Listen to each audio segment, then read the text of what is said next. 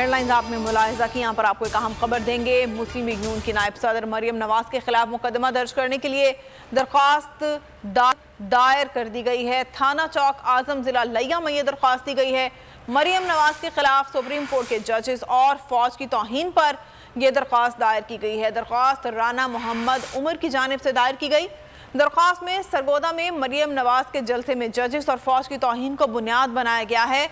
मरियम नवाज के खिलाफ पाक फौज और अदलिया की तौहीन पर कार्रवाई का मुतालबा किया गया है। मजीद इस बारे में जानते हैं चीफ अली शेर से। अली शेर, आगाह कीजिएगा।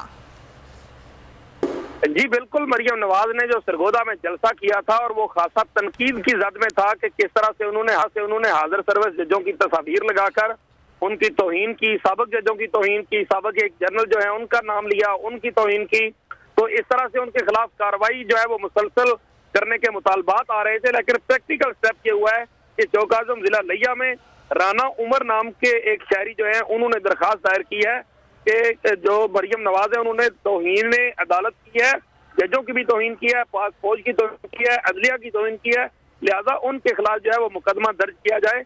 अभी मुकदमा दर्ज हुआ तो नहीं, लेकिन ये बताया गया है कि ये दरखास्त दी गई है और इस दरखास्त के आगे जो है वो बाकी कार्रवाई की जा रही है। बहुत शुक्रिया अली शेर, आगाह कर रहे थे।